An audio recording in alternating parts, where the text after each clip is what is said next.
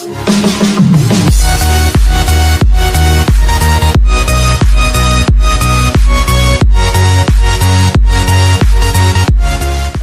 warahmatullahi wabarakatuh. Halo bosku. Pada kesempatan kali ini saya akan memberikan tutorial atau memberikan penjelasan, yaitu tentang kesalahan besar jika Anda salah mengganti timer kulkas. Sebelum saya memberikan tutorialnya atau memberikan penjelasannya, saya minta supportnya bosku, supaya channel saya semakin berkembang dan saya juga merasa bersemangat untuk membuat konten. Jadi bagi yang belum tekan subscribe, silahkan tekan subscribe dan tekan lonceng. Oke, ditunggu tekan subscribe-nya bosku.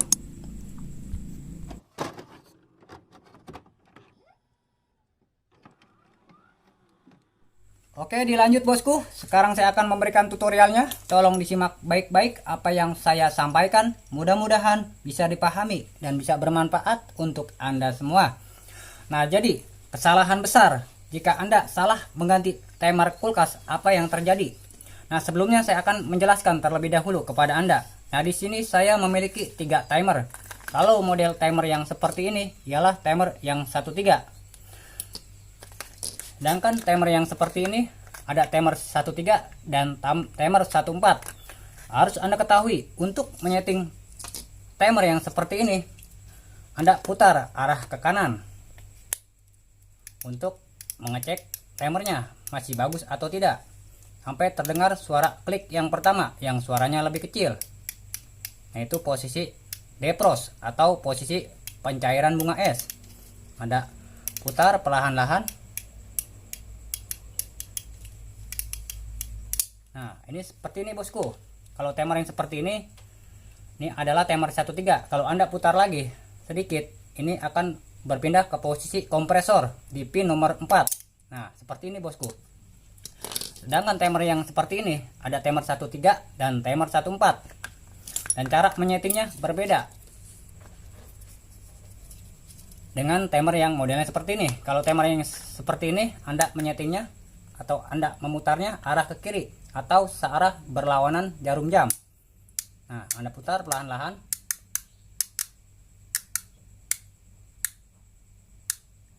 Nah, ini posisi defrost. Begitupun seperti ini bosku. Nah, setelah itu Anda ukur memakai multitester atau memakai tang ampere. Jadi Anda ubah dalam posisi 20K atau 20.000 ohm.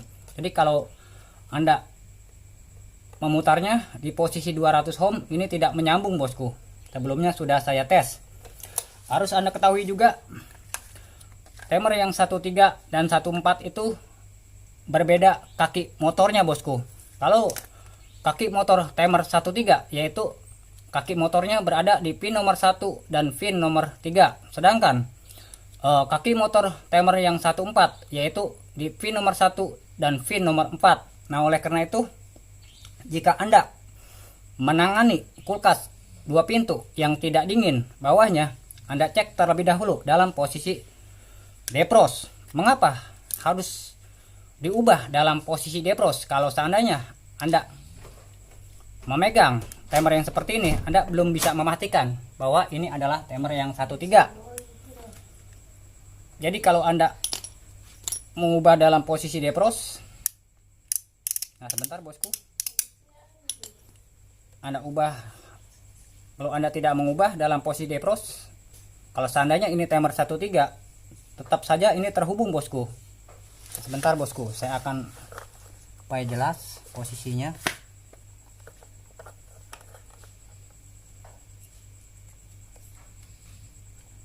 Nah, di pin nomor 1 dan pin nomor 4 juga ini ada hambatannya bosku kalau Anda tidak mengubahnya dalam posisi defrost. Begitupun di pin nomor 3 saya hubungkan. Nah, dia sama. Jadi Anda harus menyetingnya dalam posisi defrost.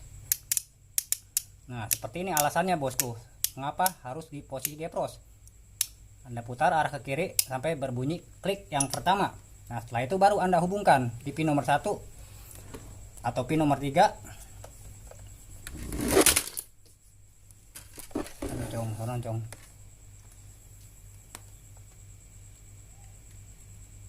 Nah, ini ada hambatannya bosku. pin nomor 1 dan pin nomor 3.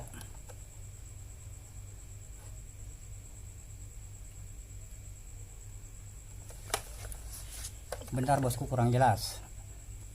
Setelah itu Anda hubungkan ke pin nomor 4, 1 dan 4. Dia tidak ada hambatannya, berarti ini timer 13.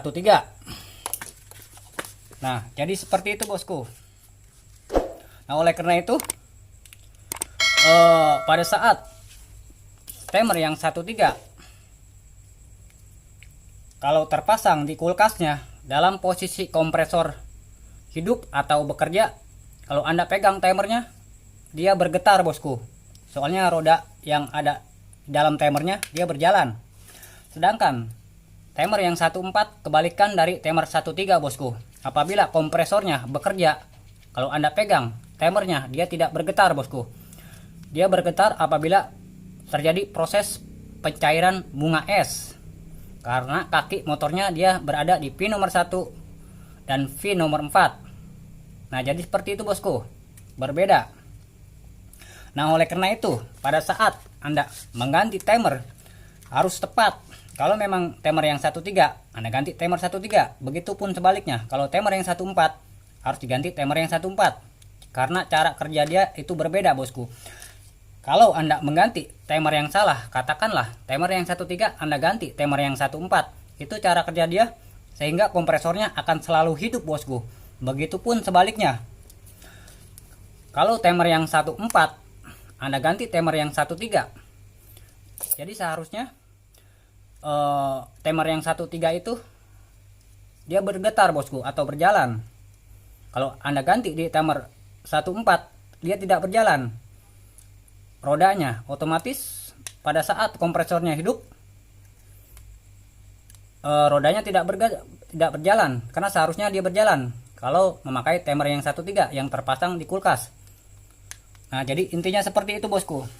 Kalau Anda ingin mengetahui lebih jelas tentang cara kerja timer 13 dan 14, Anda lihat saja di playlist tentang kulkas. Nah, di situ banyak sekali tutorial yang menjelaskan tentang cara kerja timer 13, 14 atau cara mengetahui ciri-ciri timer yang rusak bosku. Anda cermati cara kerja timernya seperti apa. Anda, kalau menurut saya, kalau Anda ingin lebih memahami tentang semua itu, Anda download saja di Google skema kelistrikan kulkas timer 13 dan skema kelistrikan timer 14.